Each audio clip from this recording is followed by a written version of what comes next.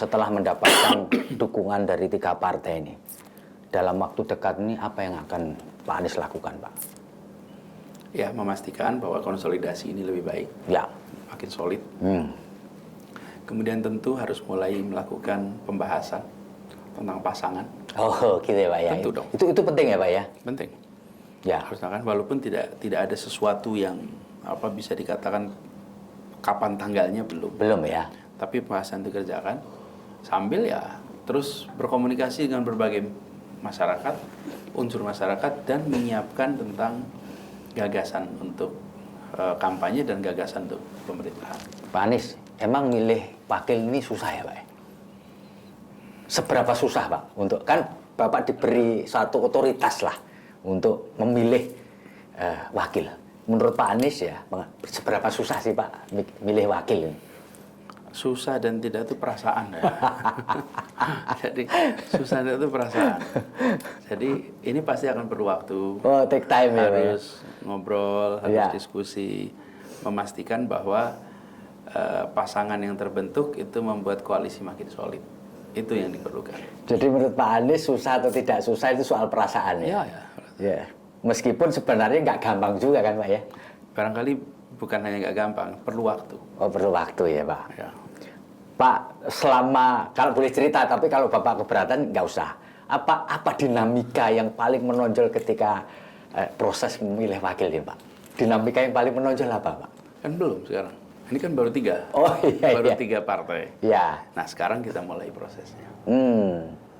Jadi kalau menurut pengalaman Bapak di masa lalu Pak, Bapak kan pernah jadi kepala daerah, kan tentu milih wakil juga kan, dari pengalaman lalu itu yang krusial apa sih Pak dalam memilih? Kalau waktu itu udah jadi soalnya. Oh jadi nggak ada krusial ya, udah plek gitu aja deh kan. Kalau sekarang beda lagi ya Pak ya. Kalau sekarang beda. Iya, Pak ini pertanyaan pamungkas saya Pak ini Pak, kalau boleh Bapak menyampaikan kepada pembaca kita, menyampaikan kepada penonton kita, apa poin penting yang ingin Bapak sampaikan? Barangkali gini. Ya. Kita ingin Indonesia lebih baik. Ya. Kita ingin Indonesia maju. Rakyatnya bahagia. Ya. Pemerintahannya efektif. Lalu tata kelola berjalan dengan baik. Ya. Kan kita ingin itu semua. Betul. Terus ketika kita mencari orang untuk melaksanakan itu, kok cuma lihat angka survei ya? Dan media hanya melihat angka survei. Nah kita ini ingin Indonesia lebih baik.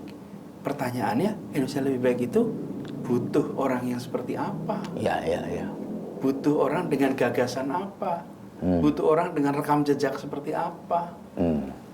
Butuh orang yang selama ini mengerjakan apa? Nah kita ingin lebih baik. Ya. Tapi coba semua media-media mainstream kita ini diredusir. Jadi pertanyaannya tentang persentase.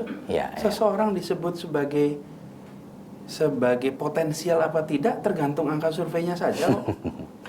Ya. Angka surveinya. Betul. Diredusir jadi angka survei. Seseorang dengan gagasan, dengan rekam jejak, dengan apapun, kalau angka surveinya itu kecil, dia tidak dimasukkan di dalam deretan orang potensial. Itu ya, menurut Pak, saya ini reflektif nih. Ya. Kenapa Republik ini didirikan dengan gagasan? Republik gagasan. Ketika kita memutuskan untuk menggunakan bahasa Indonesia sebagai bahasa persatuan, itu dengan voting. Ayo kita hitung jumlah banyak-banyak, terpilih bahasa Jawa, Mas. Iya, orang Jawa yang banyak, Pak. Iya, enggak tuh. Ya. Di musyawarah, kenapa gagasan? Kita ingin sebuah bangsa yang ada kesetaraan. Kita ingin sebuah bangsa yang punya daya rekat yang kuat oleh bahasa. Jadi sebuah republik yang didirikan dengan gagasan oleh semua orang yang berkumpul di BPUPKI itu orang intelektual semua. Ya.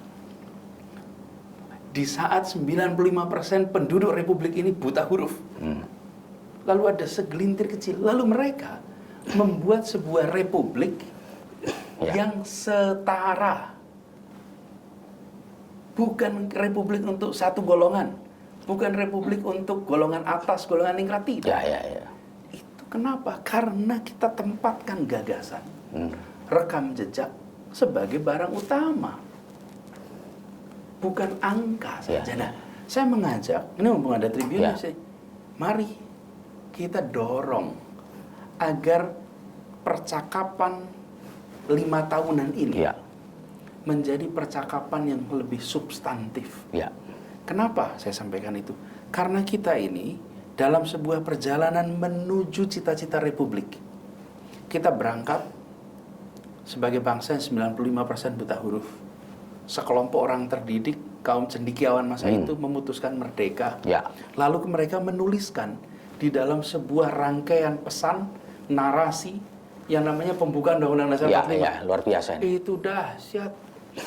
Dia katakan itu untuk melindungi setiap tumpah darah, memajukan kesejahteraan umum, mencerdaskan kehidupan bangsa, terlibat ketertiban dunia, dan ujungnya meraih keadilan sosial bagi seluruh rakyat Indonesia. Itu kalimat penutupnya tuh. Ya. Oke. Jadi menuju sana tuh, nah tiap 5 tahun sekali, kalau ini sebuah perjalanan satu grup itu dalam sebuah pengembaraan di hutan, maka tiap 1 kilometer kita berhenti, buka kompasnya nih. Nah, ini tadi titik berangkatnya sana, ini mau ke sana. Iya, Yuk. Habis itu tentukan ketua kelompoknya siapa Iya. sekarang untuk perjalanan 5 tahun ke depan. Iya. Tentukan lagi ketuanya siapa untuk 5 tahun ke depan. Ya. 5 tahun ke depan bukan soal 5 tahun kemarin, 10 tahun, 15 tahun kemarin, tapi soal cita-cita republik. Nah, Ya. jadi menurut saya sudah saatnya kita secara serius membicarakan Indonesia mau kemana, gagasan apa yang ditawarkan, rekam jejak apa yang dibawa. Karena kita berbicara tentang masa depan sebuah bangsa yang besar, Ya. sumber daya yang luar biasa banyak. Jadi ketika kita berbicara tentang mencari orang yang menjadi ketua kelompok ini, Ya, ya, ya.